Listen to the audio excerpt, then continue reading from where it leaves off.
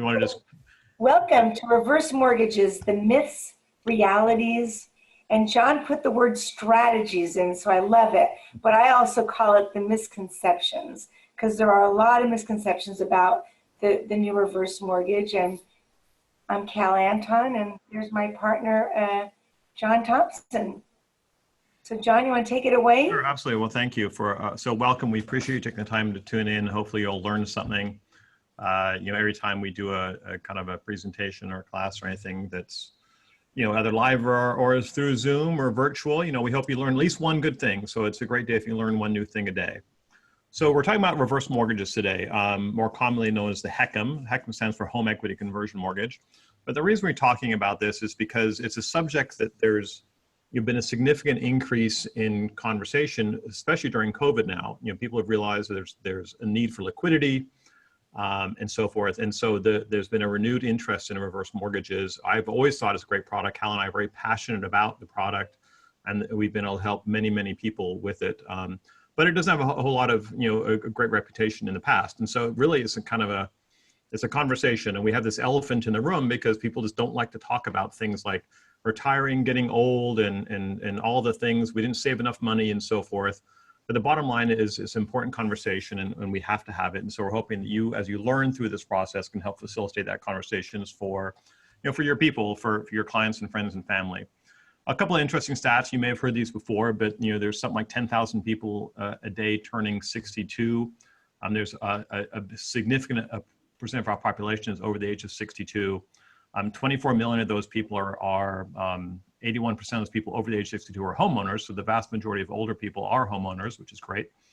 In 1990, about a third of those homeowners had mortgage debt. Today, it's increased significantly. It's more than doubled, and it's going up every day. More and more people are going into retirement with mortgage debt, and many of those people didn't plan to have that happen, but it just kind of happened because of your life's expenses and things like that. 10,000 boomers are trying to retire every day. A lot of them don't have a lot of money saved. It's very, very small amounts of money being saved in retirement accounts. A lot of those people, about 40% of people going into retirement have very little or no savings at all, which is a little scary. And so some recent studies have shown that the majority of people are vastly underprepared for retirement, to the tune of about $4 trillion. But the good news is that here in California, in our local marketplace here, we have this beautiful little California California bungalow. And that bungalow, when they bought it, was certainly not worth $1.5 million or $1.4 million, whatever it is today. And so we're really very fortunate that we have this real estate here in the Valley Real Estate, because it's the largest asset for many, many clients. So that California ranch-style home is now potentially the savior for many people, where they choose to sell it, which is a choice for many people. And if they choose to stay in their home, then a reverse mortgage is an option there as well. And no one knew it would be worth so much money when they first bought that thing.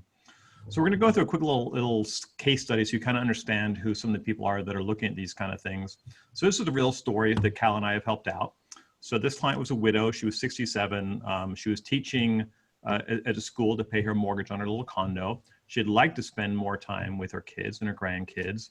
And what's been happening, this transaction came to us through her kids, actually, because they were considering making her mortgage payment so she could stop working. So they were going to take on the debt so she wouldn't have to take on the debt, because they also wanted her to hang out with them and with their grandkids.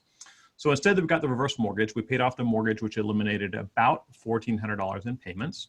We paid off a car as well, which is about $380. And then we added $1,200 a month to her payment, to her income. So now she went from a swing there of almost, $3,000 a month between eliminating the cash flow and improving the cash flow. And we added a line of credit behind it as an additional safety net. So in her case, it was kind of a big win-win. The kids don't have to start, paying for her as well, which is important to them because they still have kids going through high school and college. So it's all expensive. This just very quickly is a pie chart that shows how it works. I won't spend a lot of time on this, but it kind of shows the mortgage payoff, the cash she got at closing to pay off her car, the expenses related to it, and how much money was left in her equity at the end of the day. One more quick story. This is a retired couple. They're 71 and 64. He was a retired Navy. He was in the Navy, then he became a police officer. She was an office manager. They would like to travel a little bit more, not really be tied down to their home. So they want to sell their home in the San Gabriel Valley. They netted about $700,000. They were planning to pay cash for a home, for a little condo. Again, they wanted a condo so they could travel and not be tied down to a larger piece of real estate. And they have good income. They actually have some retirement income. He has a pension through the police and so forth. But they decided to take out about a $350,000 reverse mortgage to increase their liquidity. It gave them a lot more money to be able to spend on travel and so forth. They have 2 grown kids and didn't really feel like they needed to do a lot for them. They gave them some short-term gifts, and that was kind of it. So they've got $340,000 for traveling, investing for fun. They purchased a condo with no mortgage payment ever. And then they also added a line of credit to increase their cash flow and protection as needed down the road. And again, here's kind of their pie chart.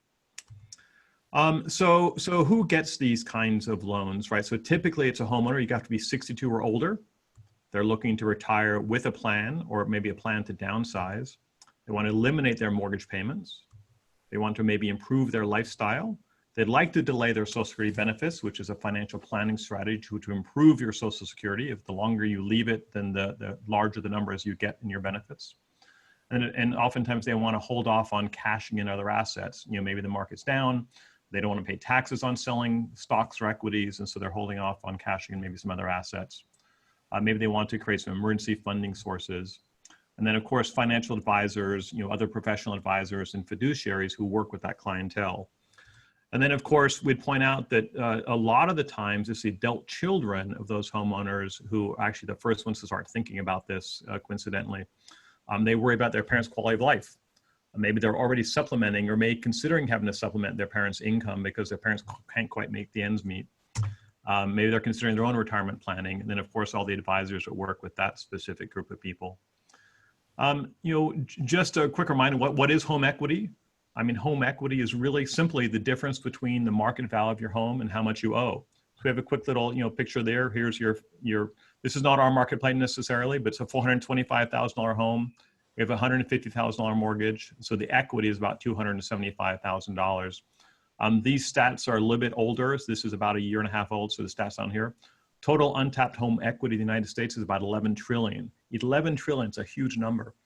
The total home equity held by homeowners that are over 62, about 6 trillion. This actually went over 7 trillion this earlier this year. So over $7 trillion in home equity held by senior homeowners. So it's a really significant asset for a lot of people. So how do you manage home equity? There's a couple of different ways that you could manage home equity, right? And so you could make improvements to your home, which would increase the value of your home ideally. The real estate market continues to rise. So rising home values increase your home equity. And you can pay off your debt. So the other way you increase your home equity is by paying off your debt and so forth. So what are some ways that people tap their home equity? Down there at the bottom, they get a home equity loan. Maybe they get a home equity line of credit, very popular, a lot of advertising around that. Cash out refinancing, also very popular now with the rates so low. And of course, the final one is selling your home. That's the other way to get access to the equity, right? So there are all ways, and all these cost money, right? All these cost money to be able to get to those. And of course, we're talking today about the reverse mortgage, which is an additional way to access the home equity in your home if you're over 62 and so forth. So Cal, why don't you take it from here? Thank you. And to those of you that have just joined in, welcome. Really quick, if you have any questions, type them in the chat box. We're going to go through those at the end of the presentation. I'm Cal Antoun, John Thompson. And I did want to mention one thing about a reverse mortgage. When you're working with a reverse mortgage expert, make sure you're working with somebody that is reverse mortgage certified. Both John and I are reverse mortgage certified. We're actually generational lenders, which gives us the added benefit of being able to talk through, you know, mortgages through the ages, from being a first-time home buyer to a last-time home buyer. John took it a step further, and he's actually a CRMP, which is a certified reverse mortgage professional. And this is a fun fact. Today there's only 160 of those in the country. Yes, I'm going to try to be 161. I've been studying for a year, taking my test later this year once COVID allows me in. Don't have a lot of high hopes I'm going to pass just because I'm old. But that being said, John is a CRMP as well.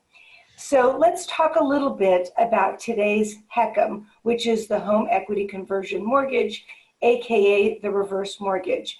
And while the reverse mortgage is in play for people that really need it to tap into their equity, we do also call it the rich man's loan because it does help increase and enhance some people's retirement abilities. So what is it? We're going to talk about how do they work, what are the risks, how does it fit into your planning.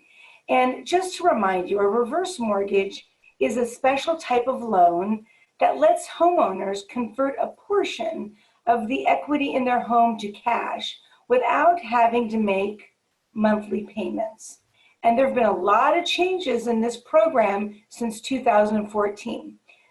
What is the difference between a reverse mortgage and a forward mortgage? Well, in a conventional forward mortgage, you make monthly payments to the lender, which pays the mortgage off over time. With a reverse mortgage, you receive payments from the lender and the mortgage is paid off when the home is sold. In a reverse mortgage, you'll never have a payment again. There have been, as I just mentioned, major changes to the HECM. The product, really quick, was created in 1988. In 2014, massive changes came to the program, more than the previous 27 years. It came with the Reverse Mortgage Stabilization Act of 2015. What did that do? It added protections for the non-borrowing spouse. In previous reverse mortgages before 2014, the non-borrowing spouse had the fear of losing their home. They're now protected. They'll never lose their home. They'll never be asked to leave. We're now asking for credit and income so that we can make sure that they can qualify to pay their property taxes and insurance. Now there's limitations put on what they can take out in the first year. It slows the equity drawdown. It helps the HELOC growth over the time. And there was another update in 2017. It reduced the borrowing limits and change in the upfront mortgage insurance. So think of this as an FHA loan where you've got mortgage insurance. It reduced actually reduced the monthly MI as well. This is no longer a needs-based loan. In the past, a reverse mortgage had little information available. It was a small specialty item with few players in the market that understood it. Originators could cross-sell it with other financial instruments. Now you can we can no longer sell anything but the reverse mortgage. It was predatory in nature. It was in need, so it was had a sensitive demographic. It had deceptive advertising. It was a no-doc loan. Basically, the appraisal and breadth was what qualified you to get a reverse mortgage, and the non-borrowing spouse was not protected, okay? And the loan-to-value was high. Who's eligible? I think I think my slides are out of order with yours, but that's okay. So who's eligible? I'll go by yours, John. Okay. So they are homeowners. It's got to be your primary residence, and you have to be 62 years and older. It's got to be a single family home, or it's got to be an FHA approved condo. And there are new laws we can talk about later about the condos. You can now do spot approvals, but it's a 2 to 4 unit owner occupied resident. Go ahead, John, what's the next slide? Okay, so how much money? It's basically an algorithm. It's based on the age of the youngest borrower, the appraised value of the home, the expected interest rate, and the financial assessment and credit.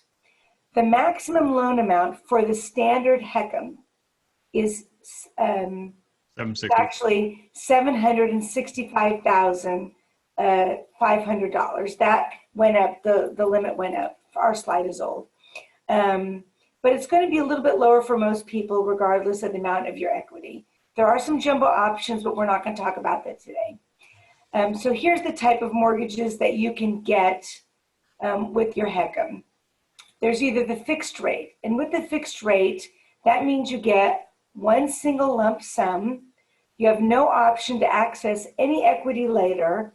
The cost can be less, but it's used most often for purchase or when the primary goal is to just eliminate your mortgage payment. The more common one is this adjustable rate. And that's based on a 1 month LIBOR. It is adjusted annually or monthly, depending on the product you get. There is a lifetime cap, but that is the most flexible option because you will be able to pay off your existing mortgage if you have one. You can collect money, funds at closing. You can set yourself up on a 10-year plan, which means you get a monthly payment for the rest of your life. And you set yourself up with a line of credit. And it could be 1, 2, or a combination of all of those programs. It does give you flexibility. I just went over that. So you can get a lump sum, a fixed monthly payment, a line of credit, or a combination of all of these. So let's have a quiz. Can I use a reverse mortgage to buy a home? See, and then normally in an audience, we'd have you guys all yell out a big answer, but the answer is yes, right? So we know the answer is yes. You can use reverse mortgage to buy a home, right? So that was our first quiz. I'm sure you all passed. Good job. All right, John, go ahead. Right. So let me talk about some of the protections and safety that are built into the reverse mortgage and the HECM that we're talking about. So no matter what happens in the economy or with home values or how much money that the borrower ultimately receives or how long they live in the home, they're never, ever required to make a payment.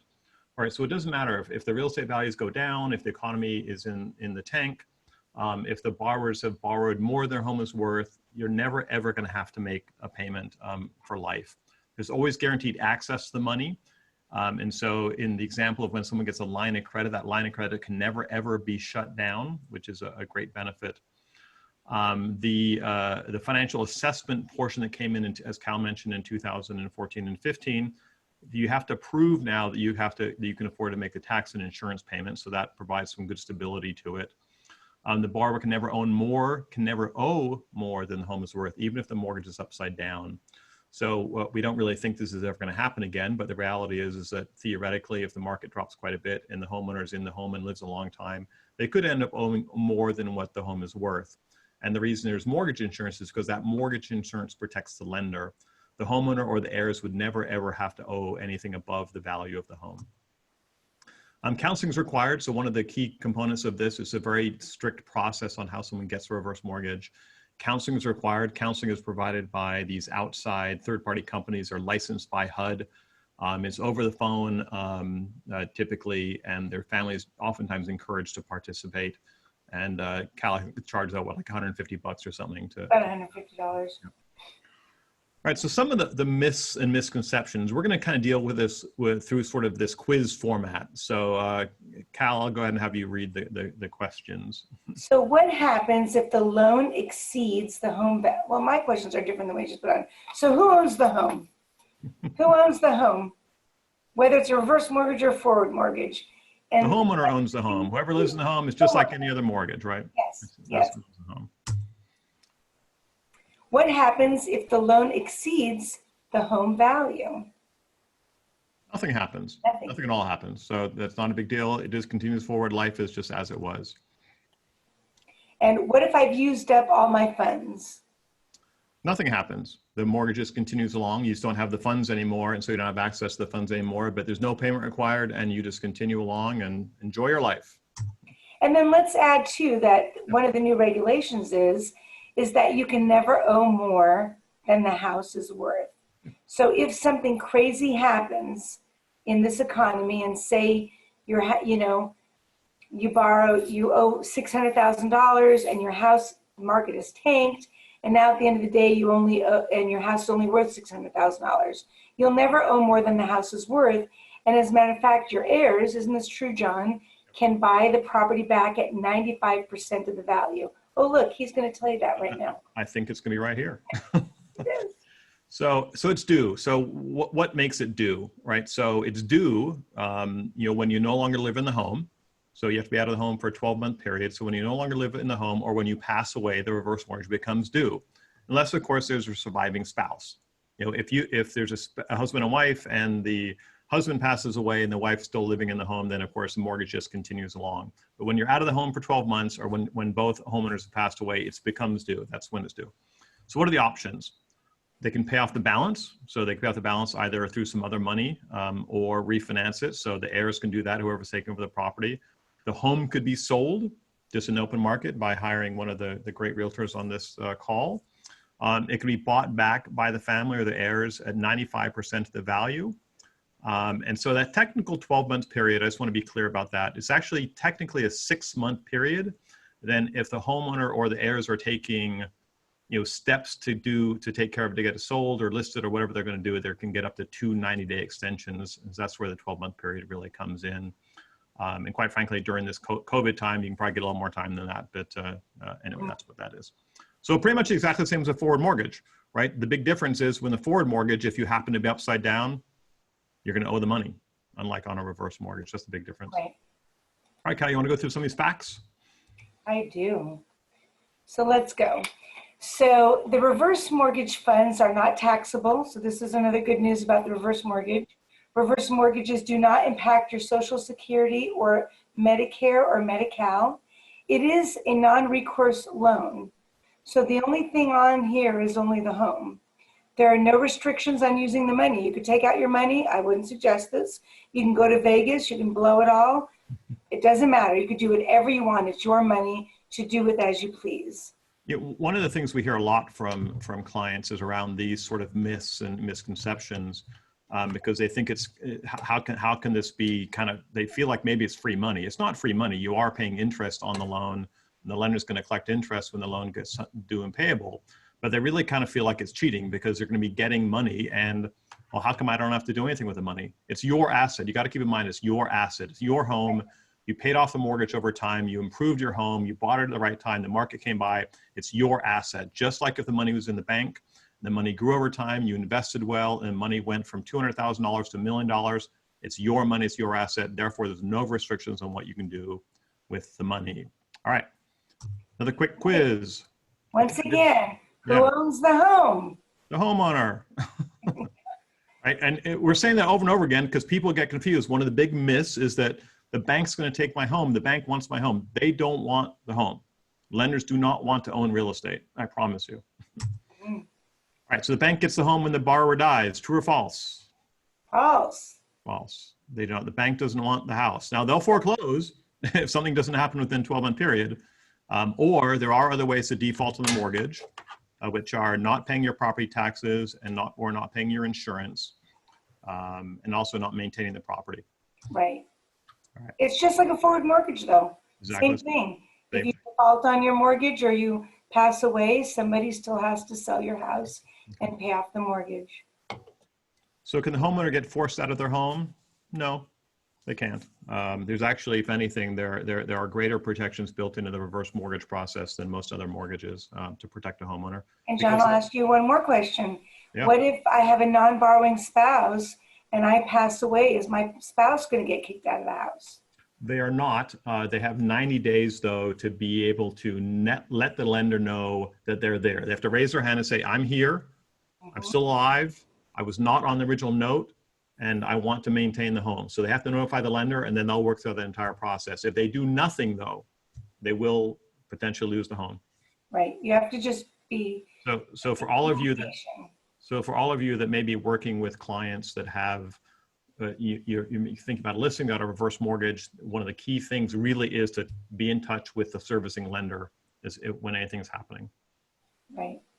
Right. So one of the newer strategies is making payments on a reverse mortgage. So a lot of people don't think about this because there are no payments required, but can I make payments on a reverse mortgage? And the answer is yes.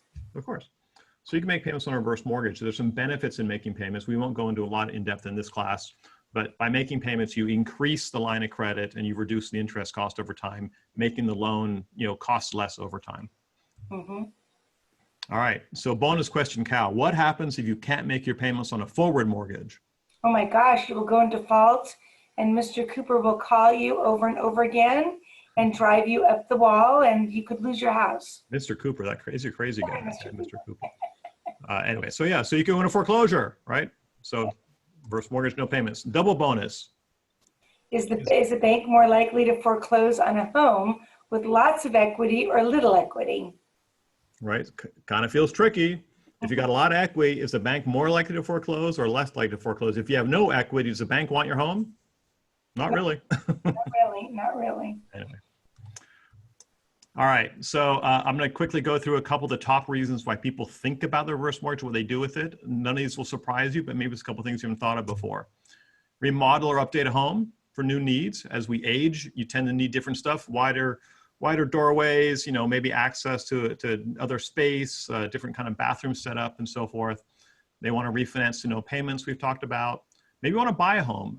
More and more people are starting to use reverse mortgages, as we mentioned, to buy a home. They want to travel. Sounds like fun to me. Pay for assisted in-home care. We know there's a huge health insurance gap in this country, and assisted home care is pretty expensive if you don't already know that. But that's one of the uses that people use for this program. John, can I jump in really quick? Of course, yeah. So we're always very transparent here, and so I'll tell you, my dad always said, don't teach anything, do anything, or ask somebody to do anything that you wouldn't do yourself. And I just want you to know that John and I both did a reverse mortgage for my mom. She's 96, God bless her.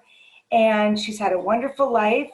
She has some dementia and wants to spend the rest of her life in her house. She ran out of cash. My dad's been passed for 12 years now.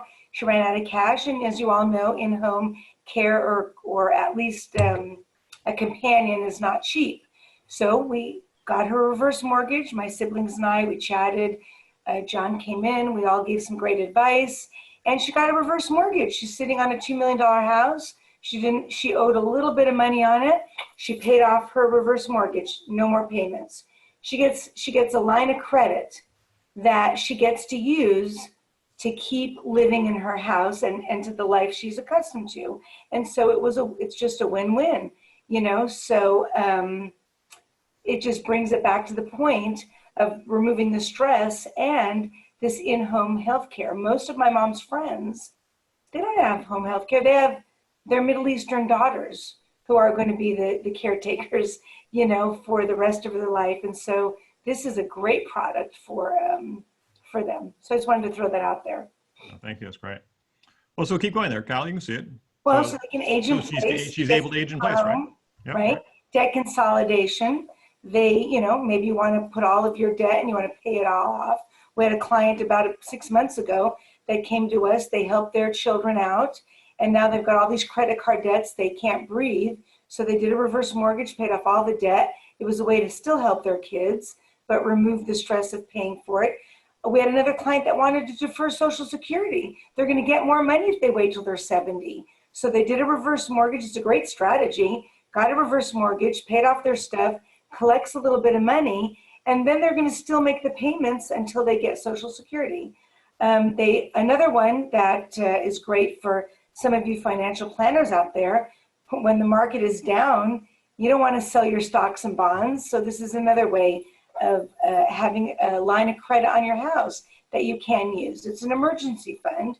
And then always our favorite is helping your grandchildren fund college or giving gifts to your family. So there's all kinds of great reasons. So let's talk a little bit about shopping a reverse mortgage. Just a few things to watch out for. Like I said earlier, you want to make sure that you're working with, any originator loan officer can pretty much sell this product. There's only about, 5 or 6 lenders in the country doing this right now. So we all have access to the same exact products. The loan amount calculations, that algorithm we talked about before, does not change. It's the same. You can give me your story, give John your story, give, Danny down the street your story. It's going to be the same product. The paperwork you need is going to be the same. The product types are the same. Counseling access is the same. Financial assessment is the same. And the guidelines are the same. So what is different? What are you going to look for when you're shopping the products? You're going to look for the margin on the ARM. So lenders can charge anywhere, what is it, John, from 2.5% to... Sure, maybe 3.5%. So 2 to 3, 3.5, somewhere in there, yeah. That's what you want to make sure. You want to make sure your lender is being fair and charging the correct margin with you. Origination fee. All of us are allowed to charge the lenders are allowed to charge anywhere from $6,000 to $10,000. It just depends on the product. You want to make sure that that origination fee is also fair and within the guidelines. And most importantly is, how do they educate and advise you on the product? You know, how do they manage the process? And what is the experience that you and your family are going to have? Believe me, this is a tough product. We work with a lot of old people. We're surrounded by a lot of old people in our families and friends. And this is important. Money is important to them. And it's all about how we manage it and explain it to them. So what is the process? So the process is, first, you're going to learn about it. You're going to speak with a reverse mortgage licensed professional, somebody, you know, preferably that's, this is their specialty. We're going to create a proposal for them, and they're going to ask questions. Then when they make their decision to do this, and by the way, when they're speaking with it, you want to bring the family in so that they can understand the product as well.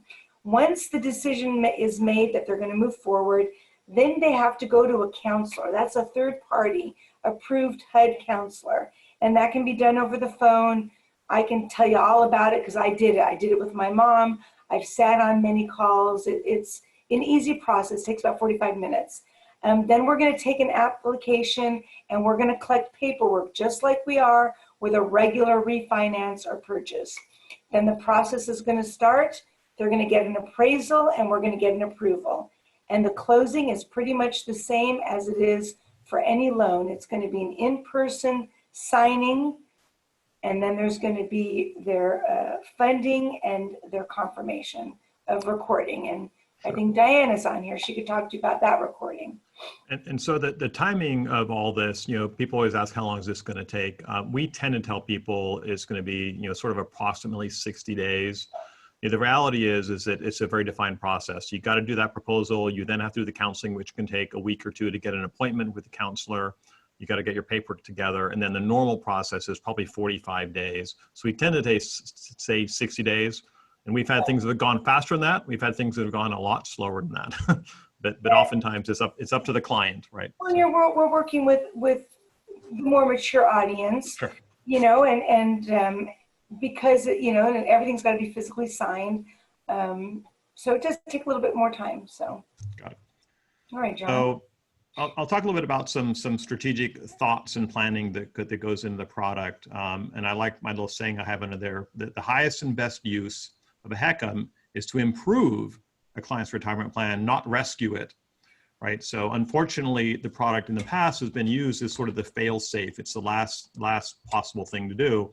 And that still does exist for some people, unfortunately. However, the earlier you sort of think about it, and if you work it into your planning, it can become very strategic, it's very powerful, and it's certainly not a mortgage of last resort. It's certainly not a mortgage for poor people.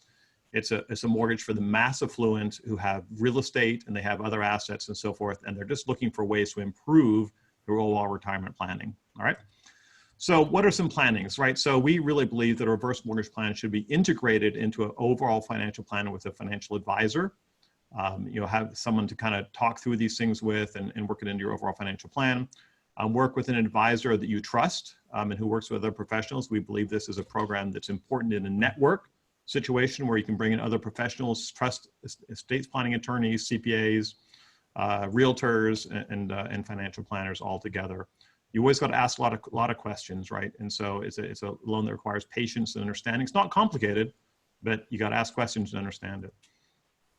So there's really three basic uses as we see it, three buckets as I'm going to call it. You have the refinance, which most people are familiar with because you're refinancing, you're paying off a mortgage, and then you're getting access line of credit. The purchase area is growing. More and more people are sort of using it as a downsize tool. They're selling their, you know, $1.5 million home in Arcadia, and then they want to go buy something for maybe for $800,000 since they could pay cash, but they're paying $800,000 and they're getting a $400,000 reverse mortgage, which frees up more and more cash. So the purchase area is getting better, and very successful realtors are starting to incorporate that into their marketing and planning strategies. And the last bucket is retirement planning, where we work with a handful of good financial advisors that kind of blend this product into their retirement planning for their clients where it's appropriate. Cal, you want to touch on the Yeah, so Purchase? this is a whole nother class, but we're going to give you a real quick overview of how you can use a reverse mortgage for purchase. It's a standard, use the standard purchase contract. It is an FHA product. The buyer and seller pay typical costs. There's nothing extra. And so think of it as the down payment. And again, we would have to think of it its age, and there's different algorithms that go into it, but it's around 50% in most cases. And so you put 50%, so say you're selling a big property, you want to downsize, you put 50% down, you got all this money you can save in the bank, and the other 50% you use as reverse mortgage. It is an FHA, so the property condition is important. They will accept some minor repairs, but that's something to be cautious about. Those can be done after closing, and it has the same exact timing as conventional financing, but add that they need to really be pre-approved up front with the counseling done. Exactly. Okay, so I'm going to give you a real quick story about a family that John and I were able to help that did a HECM for purchase, and they were retired, 85 and 83, and that was an LA County employee and a home CEO. They decided to sell their beautiful home in Arcadia, and they netted about $520,000. They were going to pay cash for a new home or supplement that with a small mortgage. They had 4 adult children. Now, this was interesting. 3 of them wanted the parents to have as much life as possible. One of them was worried about having any kind of mortgage for them. They decided, after us meeting with them and chatting with them, that a reverse for purchase made the most sense, but they did have to convince kid number 4, which is, there's always going to be one kid in the family that's maybe worried about some of their issues, right? But so what did they do? They sold their house, they bought a new house, put 50% down. They ended up with $300,000 extra cash that they didn't think they would have, that they invested with their financial planner, and they were going to keep it for traveling and some fun. They purchased a home with no mortgage ever. So they were going to live there the rest of their life. They added a small HELOC, which is a home equity line of credit, and it's a reverse mortgage one that helped to increase the cash flow as they needed. So it was a win-win, and that's kind of what their pie chart looked like.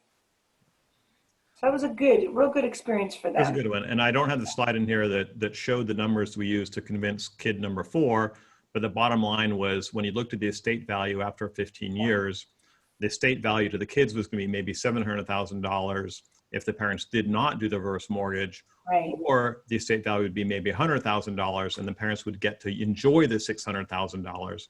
Sort of once that became evident that who got the use of the money, the 4th person got in line, and then eventually became a client of ours as well, which is great.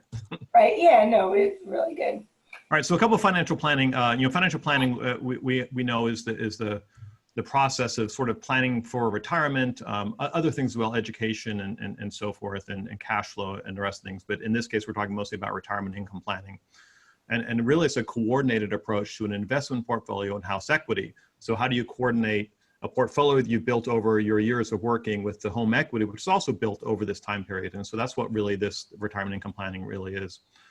Some traditional financial planning really only looks at the house as an exit strategy, meaning when you sell the house, now the funds are available.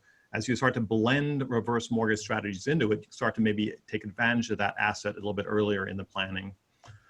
So some of the goals of retirement income planning are things like, how do we plan for income? What are contingent expenses? And contingent expenses are things like your home health care and insurance and other things that come up that are unexpected as we age and our cognitive abilities start to change. Legacy planning is planning that involves, family, kids, grandkids, or maybe it's other foundations and it's things you want to do with your assets to help other people in the world. Some of the risks around income planning, retirement income planning that we're trying to deal with and that financial planners deal with on a daily basis. And it's not what we do, but we help them understand how the reverse mortgage can help with some of these risks, right? So as you age, you have reduced earning capacity. You have longevity risk, depending on how long we're living longer, which means we need more and more and more money. Long-term care, many people don't have long-term care, and how do you pay for that long-term care insurance or just long-term care itself? Sequence of returns risk, which is, trying to avoid risk in a down market. Spending shocks, unexpected things that happen. You fall and break a hip and you're out of the commission for 3 months is a problem. Declining cognitive abilities, and ability, I can't even say it now, but the ability to be able to understand what's going on around you and understand, complex financial decisions reduces as we get older. Then, of course, public policy risk. We've all experienced the last 90 days how our public policy can change very rapidly and affect our lifestyles in ways we never, ever anticipated. So there we go. So often what comes up, people say, what about a home equity line of credit? The traditional, just a normal line of credit. So I have this chart that just shows some of the differences between the two. So on the left-hand side, we have a home equity line of credit, which has lower cost than a HECM. It has immediate repayment. You got to make payments. So as soon as you have a line of credit, you have to make a payment the next month. You do have to qualify with income and credit. It's just like a normal mortgage. There are ongoing payments required month to month to month. A line of credit can be frozen or closed or taken away from you. That happened after the 2007 financial crisis, where most lenders shut down those lines of credit. About 60 days ago, there were rumors that banks were going to start to do that. In fact, they pulled a product. A lot of banks, Chase, Wells Fargo, B of A, all pulled new lines of credit for new clients and froze access to some clients if they were maxed out already. It seems to have gotten a little bit better in the last month or so. There's a predetermined. That was a big decision when we did my mom's, because really she could have just gotten a line of credit, but she already had one that froze. Yeah. And that's tough if you're an older person and you need that income. Exactly. So, line of credit has a predetermined due date. You know when it's going to expire. It's a fixed amount. It can't go up and down. It doesn't grow. And then it's great for short-term liquidity. So we have a lot of clients where a home equity line of credit is a totally appropriate and good choice. We compare that to the HECM. HECM has higher costs. We know that. You can choose when to repay it. So you can make payments or not make payments. You can make big payments or small payments or zero payments. You do have to qualify with financial assessment. It's a lot easier than qualifying for a home equity line of credit. It is insured, so it can never be taken away from you. There's no repayment required. The unused portion of your line of credit, this is a really unique feature that we haven't spent a lot of time talking about, but the line of credit grows at about, in today's interest rates, grows at about 3%. So if you have a $200,000 reverse line of credit, it actually is growing at $6,000 or $7,000 a year, and that's compounding. So it becomes very powerful. So over 10, 15 years, those lines of credit can actually double in access, which of course does not happen on the HELOCs we're mostly used to. So it allows for some kind of planning assurance because it's not going to go away. It's non-recourse. Only the real estate is, they can go after the real estate, whereas with a line of credit, they could go after your other assets. And there's, of course, the counseling that's required in there as well. One thing we'll point out is that the key with a line of credit, with the HECM, the reverse mortgage, is to start early. Because that growth feature, it grows much earlier. So you got to start early. If someone has a free and clear home, the numbers are very powerful. You start at 62 versus 72, it makes a big, big difference. So I won't spend a lot of time on that, but just kind of keep that in mind. If it comes into your planning or someone kind of consider doing it earlier than later. So what are some of the concerns that family members might have, that when they're thinking about this? So these are questions that come up every day when we're talking to clients, and may come up as you start to have this conversation with your clients or people you might know. So loss of equity, negative amortization. So people think, well, what's going to happen? I'm going to owe more than my house is worth. Well, we already know that no one has to pay for that. But if you actually review the amortization charts and predictions on the growth of real estate, the reality is that very, very few people are going to ever end up in that situation. And reviewing the charts can be very powerful. So family planning, sort of the estate planning protection at maturity. So what happens at the end when both spouses or when the people pass away, right? So you can purchase at 95% of the market value, which we've talked about already. It's a non-recourse, meaning that only the real estate can serve for the repayment. There's no prepayment penalties. You can pay it off at any time.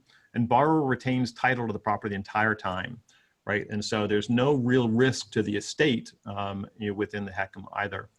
What are the typical costs? So costs always come up. Everyone believes that this mortgage is very expensive. What I always tell them is that, sort of any financial product or real estate product has a cost, right? And so the balance is to figure out what's the value you're getting versus the cost, because there's going to be expenses. It's just the way it is. And so there is an origination fee, as Cal mentioned, to the lender. It can be anywhere from $0 to $6,000. There's a mortgage insurance premium, which is paid to HUD, and that's a significant cost. You have the normal costs on a refinance with a third-party escrow title appraisal, just like any other mortgage. Lenders oftentimes are giving credits to clients. A lot of our clients get credits when we're doing the loans to reduce their overall expense. But at the end of the day, when you talk about all the things that go into this product that are very powerful, eliminating payments, controlling payments, you have the ability to make payments and the line of credit growing and all these protections, how do you then compare that to other kind of products? Quite difficult to do, but most financial products that provide any kind of protection are very, very expensive. So that's that. And John, this ties in with what you just said. Let's talk about, because Diana had a question. Perfect. About the interest rates. Yeah. And, how do they compare to where the rates are with a forward mortgage? Yeah. And go ahead, you can. So yeah, so today, the most common product again is the adjustable one, as Cal mentioned a little bit earlier. So those interest rates are right down around 3%. They are just under or just over 3%, and that floats from year to year to year, and it'll float with the one-year LIBOR, meaning as long as short-term rates stay low, which they will for the next several years, as we've now come to discover, this rates will stay low. The fixed rate HECM, those rates are kind of in the low to mid fours. So a little bit above where the forward market is, but the adjustables are pretty similar. So they're great. They're very good. And then to address, so we've been talking about the HECM, which is the FHA insured loan, where you've got the upfront mortgage insurance and the monthly mortgage insurance. There are products now that are jumbo without the mortgage insurance. Do you want to just give a quick? Sure. No, of course. I think it's about that. So, and to remind everybody, the HECM, it doesn't matter if you have a $3 million house, a $10 million house, the highest that they're going to give you usage is 765, 600, which is the height of the high balance mortgage. And you'll probably only get use of 40 or 50% of that, unless you go to this other product. So the portfolio program, so they're called, there are many different names. There's jumbo, portfolio, private, and these are designed for higher cost areas. So we've done many of these, but their properties are worth $1 million, $2 million, $3 million, $4 million. We have one going right now on a $4 million property. And so the loan amounts you can borrow above the 765. So you can go, and they're typically about 45 or 50% of the value. The maximum private or portfolio loan amount is $4 million. Those loans are going to have costs from zero, literally from zero. In fact, many of them are zero cost entirely. They'll even pay for your escrow, title insurance, and appraisal, or up to a cost. Some of them that have a line of credit feature have a cost that's maybe around $10,000 to $15,000. So typically, you're going to find that the jumbo product is less expensive on the upfront, but more expensive because the interest rates are higher. The interest rates on those tend to vary from somewhere in the just around 5% up into the low 7% rate. And so when we have people analyzing the choice between the two, they look for a break even. Which one is going to be better over 3 years or 5 years or those kinds of things to make that kind of decision. And that's something we help them do. And John, I've unmuted Angelica. She has a question. Yep, I heard that. So thank you. Angelica. Can the borrower choose to go fixed or variable? So yes, let me answer that really quick. So they can choose, but remember on the two products, so on the fixed rate product, you only have the option, it's basically you get money once, okay, and then it's all over with on the fixed rate. In order to get the choices of, paying off, line of credit, 10-year payment, that is the adjustable product. I see. So yeah, they can choose, but it limits what they can do. I think Diana had another question too. Yeah. So she asked, can or should you refinance or reverse if you need more money? The answer is yes, and it depends. So you do an analysis, you go through it, and because interest rates are so low now and the margins have come down from where the product typically was, we're seeing clients that are cutting their interest rates by 1 or 1.5% by refinancing a HECM. Right. So what's that mean though?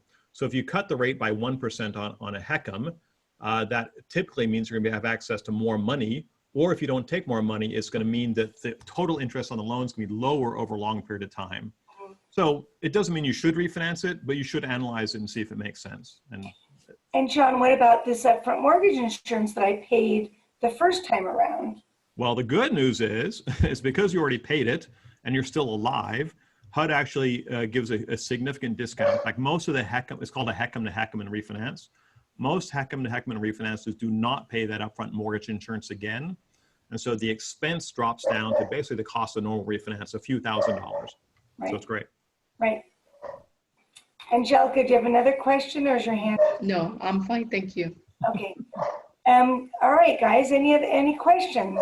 It's the time for you to ask any questions that you may have. Well, this has been a lot of fun. As a reminder, it's not bad with the what? It was hard for me to do this without so John and I are socially distancing. We're in 2 different offices, so appreciate everybody being patient with that, and both of us looking at our different screens. So that was fun. John, did you want to add anything before we? No, just that if you want to get a copy of the presentation, there's nothing secret in here. We're happy to send it to you. Just send us an email so we can make sure we get it to you correctly. And then, you know, I'm sure you realize we're happy to do consultations for you or your clients anytime. It's a product that's, again, not complicated, but needs understanding and just needs talking through. And Cal has remarkable patience with our older clients, as do I. Yes, I like talking about the numbers more so than she does. He does too, but I'm an Arabic daughter, so it comes with the territory. Diana Rafidi can share that with you too.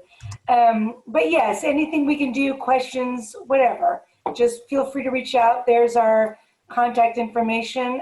We're both same email address. It's either Cal or John at tgloans.com. But thank you all. Thank you all for coming and for participating in Arcadia Association of Realtors educational event. They do these, they've been doing great ones virtually. I'm so proud to be a part of that team, and they really do a great job to bring just some information out. And even though it's virtual, it's kind of fun. So thank you. Fun. Thank you all. Have a wonderful day and weekend. All right, everyone. Thank you. Stay safe and healthy. Bye-bye. Bye.